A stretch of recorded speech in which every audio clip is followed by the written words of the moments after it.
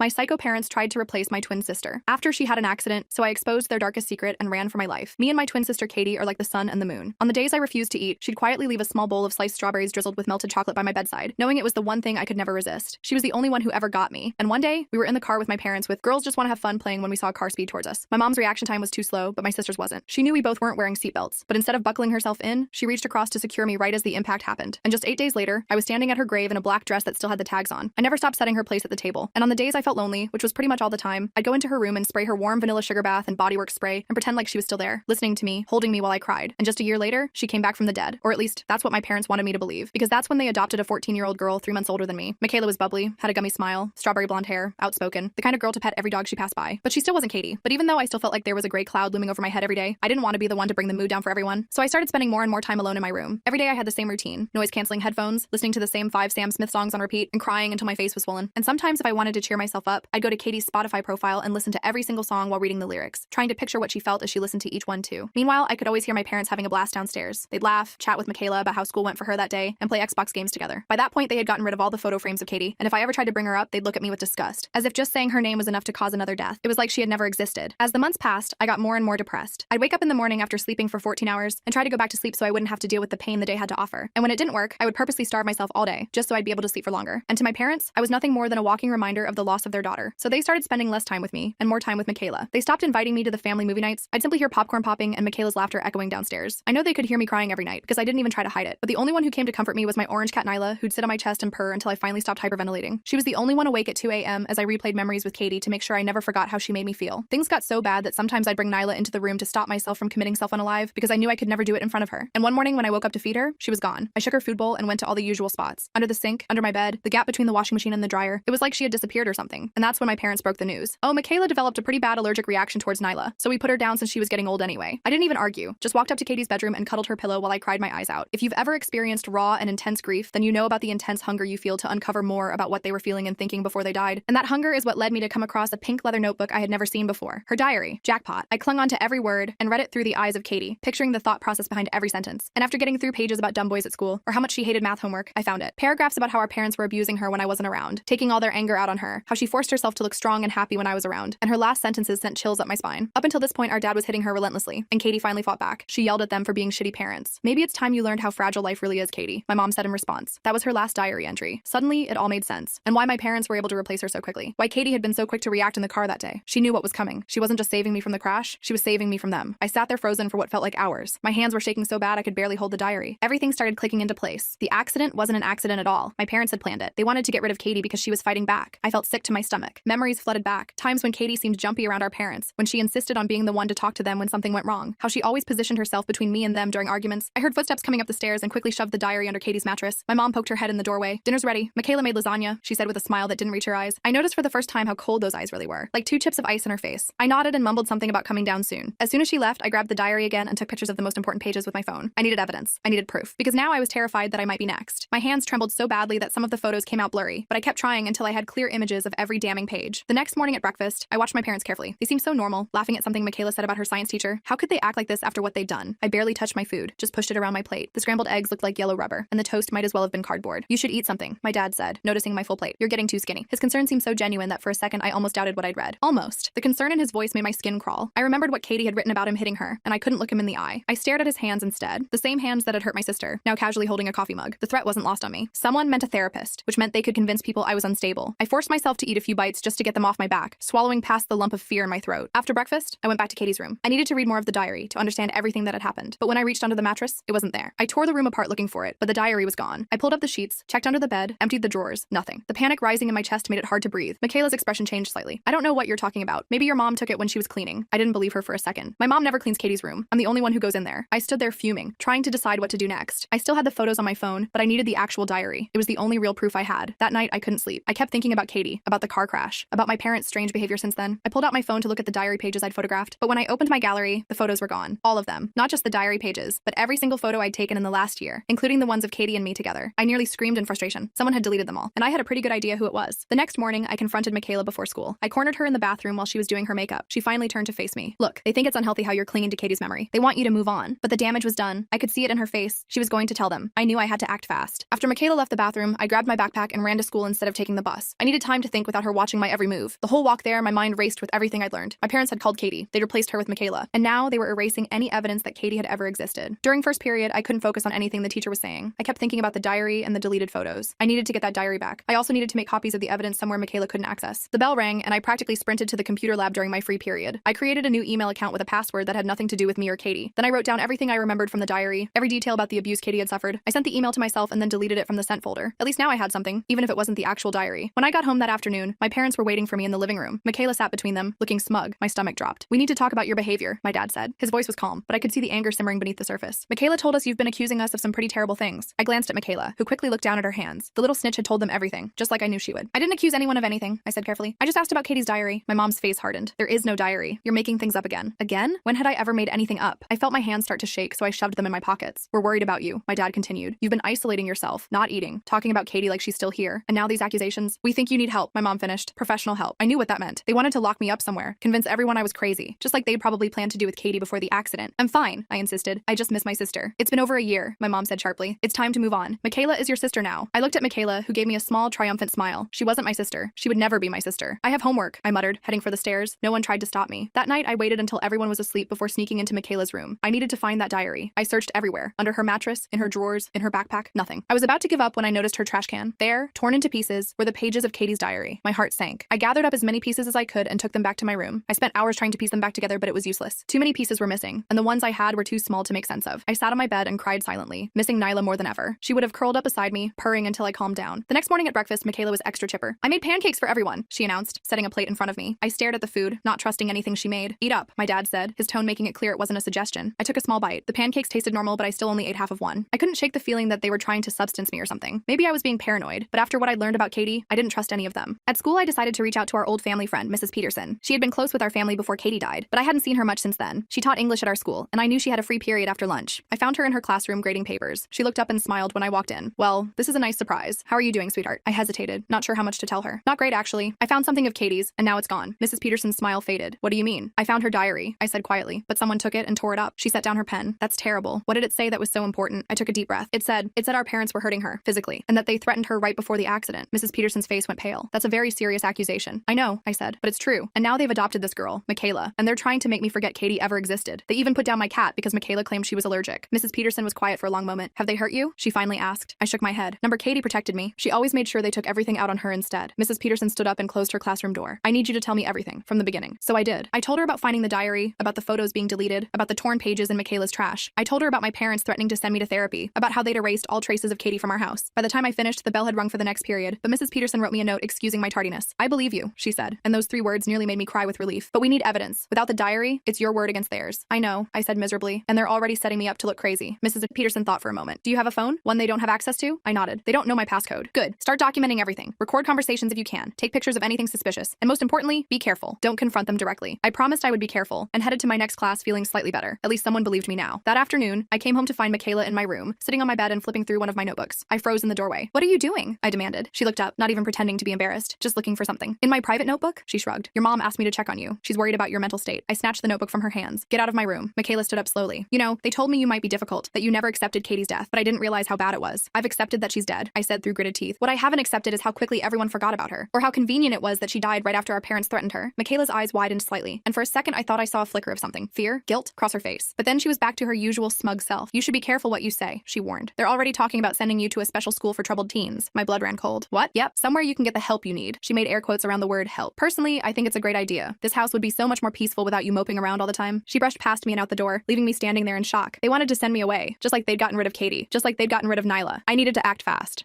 That night, I set up my phone to record while we ate dinner. I hid it in my hoodie pocket, hoping to catch something, anything that would prove what they were planning. Dinner was tense. My parents kept exchanging glances, and Michaela kept smirking at me across the table. I pushed my food around my plate, not trusting it. "Not hungry again?" my mom asked, her voice falsely sweet. "I had a big lunch," I lied. "You need to eat to keep your strength up," my dad said, "especially with everything coming up." I looked up sharply. "What's coming up?" Another glance between my parents. "We've been talking," my mom said carefully, "and we think it might be good for you to spend some time at a special school. Just for a little while." "A special school?" I repeated flatly. "You mean a mental institution?" "It's not like that," my dad insisted. "It's a place for teens who are struggling with grief and other issues." "What other issues?" I demanded. Your delusions, for one, my mom said, dropping the sweet act. Your accusations. Your refusal to accept reality. My reality is that my twin sister died in a car crash that wasn't an accident, I said, my voice rising. My reality is that you two threatened her right before it happened. My reality is that you're trying to erase her and replace her with this stranger. I pointed at Michaela, who gasped dramatically. See what I mean? She said to my parents. She's been saying horrible things like this for weeks. My dad slammed his hand on the table, making the plates jump. That's enough. You will not speak to your sister that way. She's not my sister, I shouted. Katie was my sister. Katie, who you abused and then unalived. The silence that followed was deafening. My mom's face had gone white, and my dad's had turned an ugly shade of red. Michaela looked between them, suddenly uncertain. Go to your room, my dad said, his voice dangerously quiet. Now, I stood up, knocking my chair over in the process. Gladly, but don't think this is over. I stormed upstairs and locked my door, heart pounding. I'd said too much. I'd shown my hand, but at least I had the conversation recorded. I pulled out my phone and stopped the recording, then played it back. My heart sank. The sound was muffled, the voices barely audible. You couldn't make out what anyone was saying clearly enough for it to be useful. I deleted the recording and flopped onto my bed, trying not to panic. They were going to send me away. I needed evidence, and I needed it now. The next day was Saturday, which meant I was trapped in the house with them all day. My parents acted like nothing had happened at dinner, but there was a new tension in the air. Michaela kept giving me these little smirks when they weren't looking, like she knew something I didn't. I stayed in my room most of the day trying to come up with a plan. Around noon, there was a knock at my door. I tensed, expecting my dad or Michaela, but it was my mom. Can we talk? She asked, her voice gentle in a way it hadn't been in months. I nodded warily, and she sat on the edge of my bed. I know things have been hard for you since Katie died, she began, and I know we haven't always been the most understanding. I stared at her, not trusting this sudden change. But we love you, she continued. We only want what's best for you. This school we're considering. It's a good place. They can help you work through your grief in a healthy way. I don't need help, I said. I need people to believe me. My mom sighed. Believe what, exactly? That we somehow caused the accident? That we hurt Katie? These are serious accusations, and they're simply not true. I read her diary, I insisted. She wrote it all down. This imaginary diary, my mom said, her voice hardening slightly. The one you can't produce. Because Michaela destroyed it. My mom stood up. This is exactly what I'm talking about. These paranoid delusions about Michaela, about us. It's not healthy. It's not a delusion, I said, but my voice sounded weak even to my own ears. We've made an appointment for you to talk to someone on Monday, my mom said. A psychiatrist. If you cooperate, maybe we won't need to consider the school option. After she left, I sat on my bed, feeling defeated. They were going to have me declared mentally unstable. No one would believe me then. I needed to find evidence, and I needed to find it now. I spent the rest of the day searching the house whenever I could do so without being noticed. I looked in my parents' room, in their office, in the garage. Nothing. No sign of Katie's diary. No sign of any evidence that might support what I'd read. That night, I couldn't sleep. I kept thinking about what would happen on Monday. Would they substance me, lock me up, make me disappear like they'd made Katie disappear? Around midnight, I heard a soft knock on my door. I froze, not answering. The knock came again, followed by Michaela's voice. I know you're awake, she whispered. Let me in. I need to talk to you. I hesitated, then got up and opened the door a crack. What do you want? Michaela looked different. Her usual smugness was gone, replaced by something that looked almost like fear. Can I come in, please? Against my better judgment, I let her in. She sat on my desk chair, wringing her hands nervously. I heard them talking, she said quietly, about the psychiatrist appointment on Monday. Yeah, so? You're getting what you wanted. They're going to lock me up. Michaela shook her head. That's not what I wanted. Not really. I stared at her, confused. What are you talking about? You've been helping them this whole time. I know, she said miserably, but I didn't know what they were really like when I agreed to the adoption. They seemed so nice, so perfect, the kind of parents I always dreamed of having. And now, I prompted when she fell silent. Now I'm scared, she admitted. The way they talk about you when you're not around. It's not right, and I found something. My heart skipped a hit. What? Michaela reached into her pocket and pulled out a small USB drive. I was looking for my charger in your dad's office, and I found this in a locked drawer. The key was hidden in a fake book on the shelf. What's on it? I asked, taking the drive from her. Videos, she said, of them, hurting Katie. I felt sick. You watched them? She nodded, tears filling her eyes. Just one. I couldn't watch anymore. It was horrible. I stared at the USB drive in my hand, not sure if I wanted to see what was on it, but I knew I had to. This was the evidence I needed. Why are you helping me now? I asked suspiciously. After everything you've done? Michaela looked down. Because I realized they're doing to you what they did to Katie, and eventually, they'll do it to me too. I'm just the replacement after all. Once they're tired of me, she didn't need to finish the sentence. We both knew what she meant. We need to get out of here, I said. Both of us. Before Monday. Michaela nodded. I have some money saved. Not much, but enough for bus tickets maybe. Where would we go? My old foster mom, Michaela suggested. She was nice. She'd help us, I think. I wasn't sure if I trusted Michaela yet, but I didn't have many options. And if she was telling the truth about the USB drive, we had the evidence we needed to make sure my parents faced consequences for what they'd done to Katie. Okay, I agreed. We'll leave tomorrow night after they go to bed. Michaela nodded and stood up to leave. At the door, she paused. I'm sorry, she said quietly, for everything. I didn't know what they were really like. After she left, I plugged the USB drive into my laptop, bracing myself for what I might see. There were dozens of video files, each labeled with a date. The most recent was from just a week before the accident. With shaking hands, I clicked on it. The video showed Katie in her room, crying as my dad yelled at her. I couldn't watch the whole thing. I closed the laptop, feeling sick, but now I had proof. Irrefutable proof of what they'd done to Katie. I copied the files to my own hidden folder, then to the cloud account I'd created. Then I hid the USB drive under my mattress and tried to get some sleep. Tomorrow, Michaela and I would escape, and then we'd make sure my parents paid for what they'd done to Katie. The next day dragged on forever. My parents were acting suspiciously nice, which only made me more nervous. Michaela played along, pretending everything was normal. We'd agreed to meet in my room at midnight after my parents were asleep. At dinner, my mom announced she'd made my favorite meal, spaghetti and meatballs. I pushed the food around my plate, not trusting it. You need to eat, my dad insisted. You have a big day tomorrow. The way he said it made my skin crawl. What exactly were they planning for this psychiatrist appointment? I'm not hungry, I said. Just a few bites, my mom urged. For me? To avoid suspicion, I took a small bite. The sauce tasted bitter, and I immediately knew something was wrong. I discreetly spit it back onto my plate when no one was looking. Actually, I'm not feeling well, I said, pushing my plate away. I think I'll go lie down. My parents exchanged a look. I'll bring you some tea, my mom offered. No thanks, I said quickly. I just need to sleep. I went upstairs and locked my door, then texted Michaela. Don't eat the food. I think it's drugged. A few minutes later, she texted back. Too late, feeling dizzy. My heart sank. Without Michaela, I'd have to escape on my own, and I'd have to do it tonight before whatever they had planned for tomorrow. I packed a small bag with essentials, clothes, toiletries, the USB drive, and what little money I had saved. Then I waited, listening for any sign that my parents had gone to bed. Around 10 p.m., I heard them come upstairs. My mom knocked on my door. door. Are you feeling any better? A little, I lied. I'm just going to sleep. Okay, sweetie, we'll check on you in the morning. I waited another hour until the house was completely silent. Then I quietly unlocked my door and peeked out. The hallway was dark and empty. I tiptoed to Michaela's room and gently pushed open the door. She was sprawled across her bed, still fully dressed, snoring softly. I tried to shake her awake, but she just mumbled incoherently. Whatever they'd put in the food had knocked her out completely. I had to leave her behind. I hated to do it, especially after she tried to help me, but I had no choice. I left a note on her nightstand. I had to go. The USB drive has the evidence. Get it to the police if I don't make it. Then I crept downstairs, careful to avoid the steps that creaked. The house was eerily quiet. I made it to the front door and was about to unlock it when a light switched on behind me. Going somewhere? My dad asked. I spun around. He was sitting in the living room, a glass of whiskey in his hand. He didn't look surprised to see me with my backpack. I stammered. Running away? He suggested. That's not very grateful after everything we've done for you. I backed up against the door. What have you done for me? You unalived my sister. You erased her from our lives. You're trying to replace her with Michaela. My dad stood up slowly. We gave you a perfect life, a perfect sister. And this is how you repay us? Katie was perfect, I said. She was perfect, and you hurt her, and then you unalived her. Katie was weak, my dad spat. She couldn't take discipline. She fought back. But you've always been the good one, the obedient one, until recently. He took a step toward me, and I fumbled for the door handle behind me. Stay away from me. You're not going anywhere, he said, especially not with that USB drive you think we don't know about. My blood ran cold. They knew. Somehow, they knew. Michaela told us everything, my dad continued. About your little escape plan, about the evidence you think you have. Michaela had betrayed me. Again. Or had she? Maybe they'd forced it out of her after drugging her. Either way, I was trapped. It doesn't matter, I said, trying to sound braver than I felt. I've already sent copies of the videos to other people. If anything happens to me, they'll go to the police. It was a lie, but my dad's face darkened with doubt. You're bluffing. Am I? Are you willing to take that chance? For a moment, we stared at each other in silence. Then my dad lunged forward, grabbing my arm. I screamed and kicked, managing to break free. I ran for the kitchen, looking for a weapon, anything to defend myself. My dad followed, his face contorted with rage. You ungrateful little brat. After everything we've done for you. I grabbed a knife from the counter and pointed it at him. Stay back. I swear I'll use it. He laughed, a cold, cruel sound. You don't have the guts. You're not like Katie. She had fire. You're just a pathetic copy. I'm nothing like Katie, I agreed. But that doesn't mean I won't protect myself. My dad took another step forward, and I slashed the knife through the air. He jumped back, surprised. In that moment, I heard footsteps on the stairs. My mom appeared in the doorway, her face pale. What's going on? She demanded. Our daughter is threatening me with a knife, my dad said, his voice eerily calm now. After trying to run away, my mom looked at me, then at the knife in my hand. Put that down, now. No, I said. Not until you admit what you did to Katie. We didn't do anything to Katie, my mom insisted. She died in a car accident, an accident you would have died in too if she hadn't saved you. She saved me from you, I shouted. She knew what was coming. She knew you were planning to hurt us. This is ridiculous, my mom said. You're having some kind of breakdown. Put down the knife and we can get you help. I don't need help, I said. I need the truth. I've seen the videos. I know what you did to her. My parents exchanged a look. What videos? My dad asked, too casually. The ones on the USB drive, the ones showing you hurting Katie. My mom's face hardened. There are no videos. There never were. This is just another one of your delusions. But I could see the fear in her eyes. She was lying. I've already sent them to Mrs. Peterson. I bluffed. She has everything. The videos, Katie's diary entries, everything. My mom's face went white. You're lying. Call her and find out, I challenged. Or better yet, call the police. I'm sure they'd be very interested in those videos. My dad took a step toward me, but my mom put a hand on his arm. Wait, she said. We need to think about this. There's nothing to think about, my dad growled. She's bluffing. And if she's not? My mom hissed. If she really sent those videos to someone? They were scared. For the first time, they were actually scared. I pressed my advantage. I'll make you a deal, I said. Let me leave. Let me go stay with Mrs. Peterson. Don't try to stop me. Don't try to have me committed. And those videos stay private. My parents looked at each other, having some silent conversation I couldn't interpret. Finally, my mom nodded. Fine, my dad said. Go. But if those videos ever see the light of day, you'll regret it. I backed toward the door, keeping the knife pointed at them. I'll be watching you. If anything happens to Michaela, if you try to hurt anyone else, the videos go public. I made it to the front door and fumbled it open, never taking my eyes off my parents. They stood in the hallway, watching me with cold eyes. I backed out onto the porch, then turned and ran. I ran all the way to Mrs. Peterson's house, about a mile away. It was after midnight when I rang her doorbell, gasping for breath. She answered in a bathrobe, her face concerned. What on earth? She began, then saw my face. Come in, quickly. I collapsed on her couch, still clutching the knife. Mrs. Peterson's eyes widened when she saw it. What happened? She asked. Between sobs, I told her everything. About the drugged food, about Michaela's betrayal, about the confrontation with my parents. I showed her the USB drive, and she plugged it into her computer. We watched one video together, both of us crying by the end. Mrs. Peterson hugged me tightly. You're safe now, she promised. They can't hurt you anymore. The next morning, Mrs. Peterson called the police. They came and took my statement, and I gave them the USB drive. They promised to investigate, to check on Michaela, to make sure my parents couldn't hurt anyone else. It turned out Michaela hadn't betrayed me after all. My parents had found the USB drive missing and assumed I had taken it. They had drugged both of us at dinner, but I hadn't eaten enough to be affected. The police found Michaela still drugged in her bed. They took her to the hospital, where she eventually woke up and confirmed my story. She told them about finding the USB drive, about our plan to escape, about how my parents had been manipulating both of us. With the videos as evidence, plus our testimonies, my parents were arrested. The investigation revealed that the car accident hadn't been an accident at all. My dad had tampered with the brakes, expecting both Katie and me to die. Katie's quick thinking had saved my life, even as she sacrificed her own. Michaela and I both went into foster care, but we stayed in touch. She apologized for her role in my parents' manipulation, explaining that they had promised her a perfect family if she helped them manage me. She hadn't known the full extent of their plans until it was almost too late. As for me, I finally got to properly mourn Katie. I visited her grave every week, bringing her favorite flowers and telling her about my life. I kept her diary. The police had found the torn pieces and helped me piece it back together, and read it when I missed her most. And sometimes, on the hardest days, I swear I could feel her presence beside me, her hand on my shoulder, her voice in my ear, telling me everything would be okay. And for the first time since the accident, I believed it.